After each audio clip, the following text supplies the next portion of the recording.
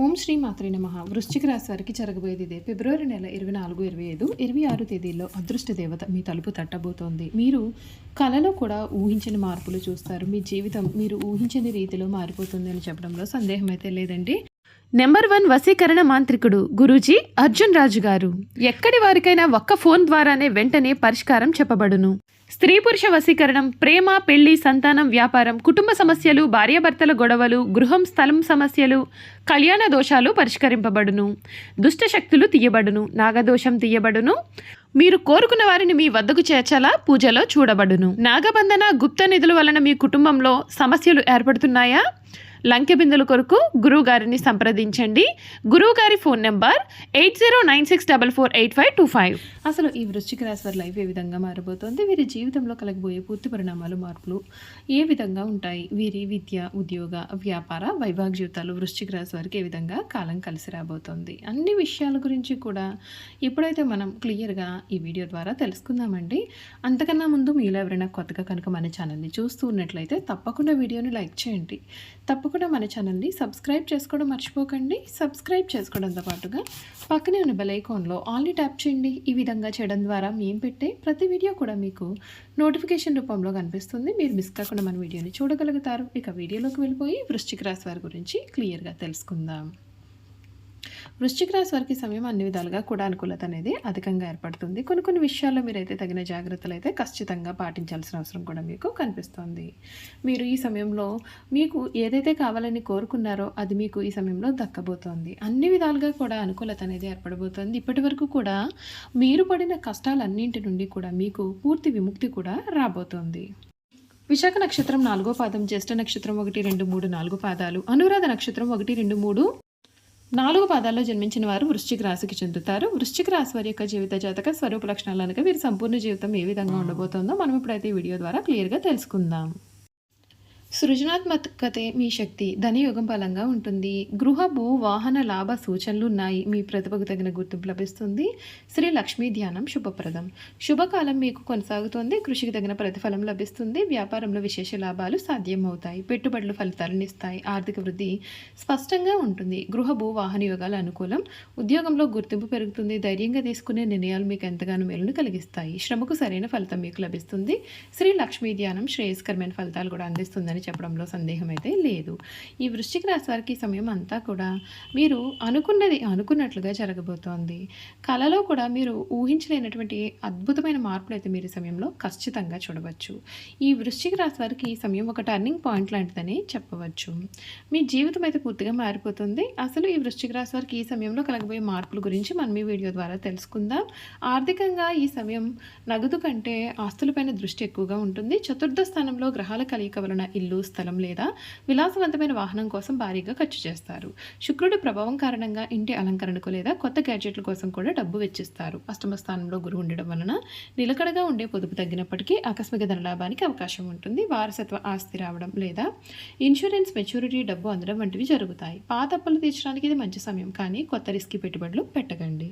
చతుర్థ స్థానంలో గ్రహాల కేంద్రీకరణ కారణంగా ఛాతీ, హృదయం మరియు ఊపిరితిత్తుల విషయంలో జాగ్రత్త వహించాలి. బీపీ లేదా గుండె సంబంధిత సమస్యలు ఉన్నవారు మందులు క్రమం తప్పకుండా వాడాలి. భావోద్వేగాల తీవ్రత వలన మానసిక ఆందోళన లేదా గుండె బరువులు అయి తప్పుతున్నట్లుగా కూడా మీకు కనిపించవచ్చు.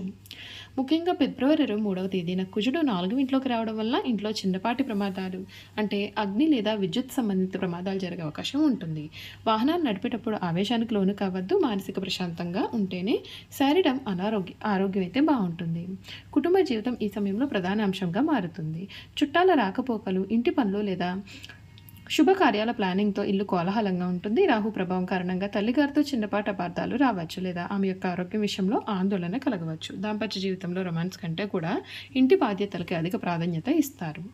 శనిదేవుని దృష్టి కారణంగా జీవిత భాగస్వామితో కొంత గంభీరంగా ఉంటారు. పాత కుటుంబ రహస్యాలను లేదా గొడవలను కూడా ఇప్పుడు చర్చకు తీసుకురాకపోవడం మంచిది. వృశ్చిక రాశి వారికి ఉండే పట్టుదలను సానుకూలంగా వాడినట్లయితే కుటుంబ బంధాలు కూడా బలపడతాయి. స్కూల్ విద్యార్థులకు ఇంట్లో ఉండే సందడి కారణంగా చదువుపైన ఏకాగ్రత కుదరడం కష్టంగా ఉంటుంది. ప్రశాంతమైన చోట కూర్చుని చదవడానికి ప్రయత్నం చేయండి. అయితే పరిశోధన, జ్యోతిష్యం లేదా చరిత్ర చదివే వారికి అష్టమ గురువు కారణంగా అద్భుతమైన జ్ఞానం మీకు లభిస్తుంది.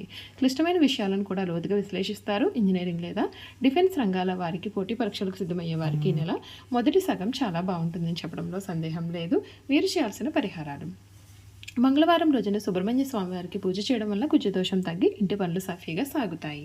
రాహు ప్రభావం తగ్గడానికి ఇంటిని శుభ్రంగా ఉంచుకోండి. ఇల్లు తుడిచే నీటిలో కొంచెం కళ్ళుప్పు వేయడం వల్ల ప్రతికూల శక్తి తొలగిపోతుంది. ప్రతిరోజు తల్లిగారి యొక్క ఆశీర్వాదం తీసుకోవడం లేదా సోమవారం రోజున ఆమెకు ఏదైనా సరే వెండి వస్తువును లేదా తెల్లటి బట్టలు బహుమతిగా ఇవ్వడం వల్ల మానసిక శాంతి కూడా మీకు కలుగుతుంది. వాహనంలో చిన్న హనుమంతుని బొమ్మను ఉంచినట్లయితే మీకు అంతా మంచి జరుగుతుంది. ఫిబ్రవరి 23 తర్వాత వాహనాన్ని వేగంగా అసలు నడపకూడదు. చూసారు కదండి, వృశ్చిక రాశి వారి గురించి తెలుసుకున్నారు కదా. ఇక ఈ వృశ్చిక రాశి వారి యొక్క గుణగణాలు కూడా ఏ విధంగా ఉంటాయో క్లియర్గా ఈ వీడియో ద్వారా మనం తెలుసుకుందామండి.